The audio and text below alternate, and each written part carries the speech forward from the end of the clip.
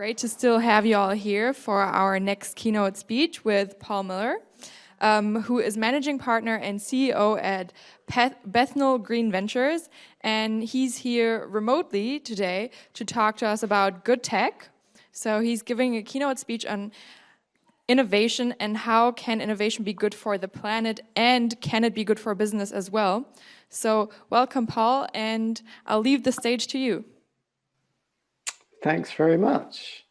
Well, it's I got a little bit emotional when I heard that round of applause trickle around the room earlier on, because that's not something I've heard in real life for quite a while. So yeah, who knew that the thing that we would miss would be conferences? But yeah, I'm very jealous of you all being there in Berlin. It's hopefully we're on a step towards back to normal, but as you might have heard in the UK, things seem to have gone backwards a little bit today, but I hope that changes. So I just wanted to talk a little bit today about why I'm positive in the long term about the role that technology can play in having a positive impact on the planet and on society. My role is I'm help run a venture capital firm in London called Bethnal Green Ventures. Bethnal Green is a little district in East London. And we've been investing since 2012 into very early stage technology companies that we believe could have a positive impact on the world and impact the lives of millions of people, but also be just as high growth and just as valuable as traditional technology companies. Maybe that's an oxymoron, but technology companies like the ones that Silicon Valley has created over the last 20 or 30 years. And there are a few reasons why I'm positive about that. And it really is that we sit, I think, as Bethnal Green Ventures in the middle of a system, and we can see that all parts of it are getting better and growing. The most obvious side is, I think, we're seeing more and more founders of technology businesses and the broader, more diverse population as well, getting more interested in starting their own businesses that have a positive impact on the world. And that's everybody from social workers through to policemen, through to bankers, through to management consultants. We're seeing a really diverse group of people who are spotting problems, whether that's in health or education or climate change. And they're thinking, actually, I can do something about that. And I can do something about that by creating a business, a startup, a technology product that solves that problem. And it's been a slow growth over the last decade, I think, but it's really quite substantial now. So we're seeing thousands and thousands, I think, of founders, particularly in the UK, which is our experience, but we get applications from all over the world of people who may well be questioning traditional ways that you have a positive impact on the world. They may be thinking, maybe it used to be that you thought you'd work for government or you'd work for civil society in order to have a positive impact on the world. But I think there's more and more people from all ages, all social backgrounds who are thinking, actually, starting a business, starting a company might be a way to have a positive impact on the world. And actually, in the midst of COVID during this summer, we had the most applications ever for investment from Bethnal Green Ventures.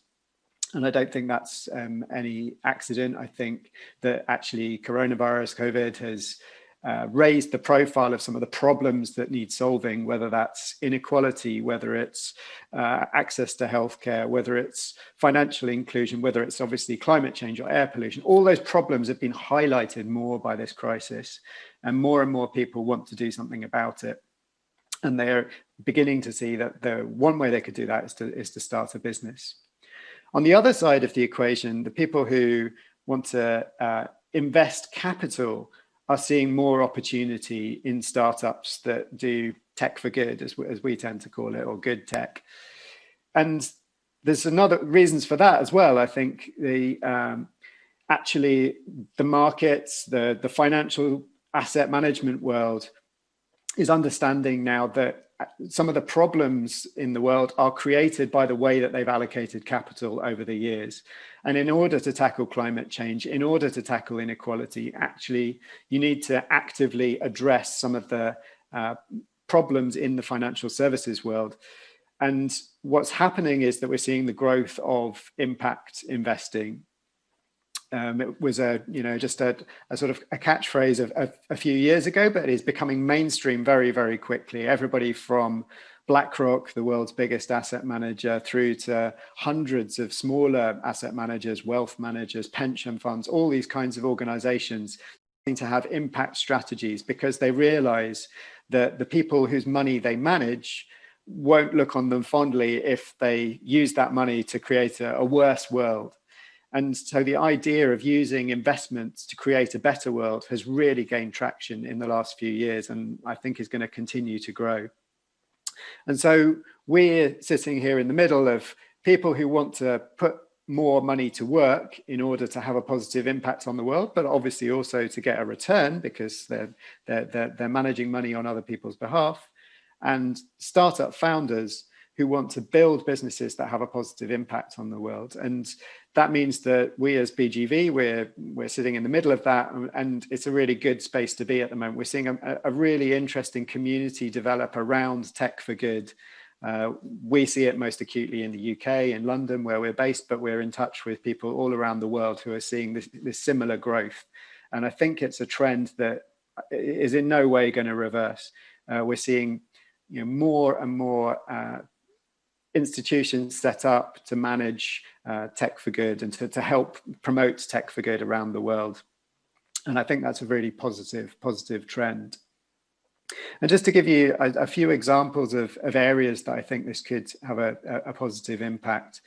I mean, if you look at, obviously, the current crisis has highlighted some things. And I think one area that it's really highlighted is that investing in healthcare is all well and good, but the way that you invest in healthcare is super important. This is a crisis that affects everybody. It's a crisis that really exacerbates health inequalities.